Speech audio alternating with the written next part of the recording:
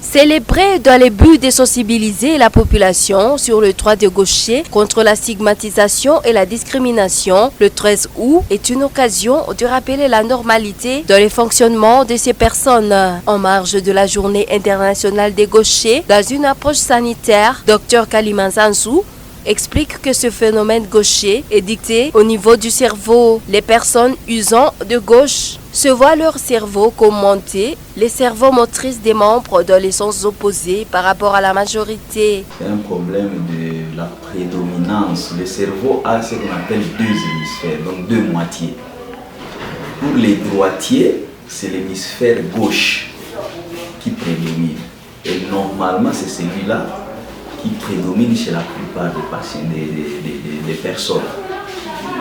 À peu près 90-95% des personnes utilisent plus l'hémisphère gauche du cerveau que l'hémisphère droit. Alors pour les gauchers, c'est le contraire. C'est l'hémisphère droit qui est prédominant chez eux. Ça, c'est un élément. Un deuxième élément, ça peut être que le gaucher, il peut avoir une maladie au niveau du cerveau. Ça peut être une méningite, ça peut être une méningoencéphalite. Et ça a lésé certaines structures anatomiques au niveau de l'hémisphère gauche.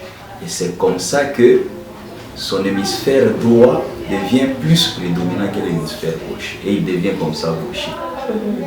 Ceci ne révèle d'aucune anomalie à en croire ce médecin. Il indique que des gauchers sont des personnes ayant les mêmes aptitudes que le droitier. Correctement.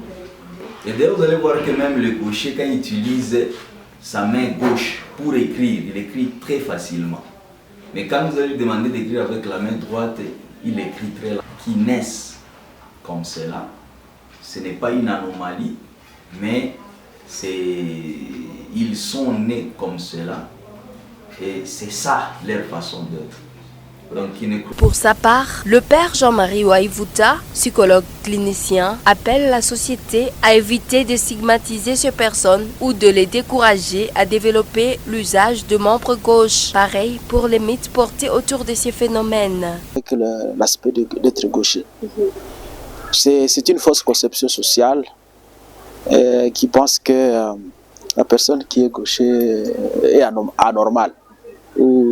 Non.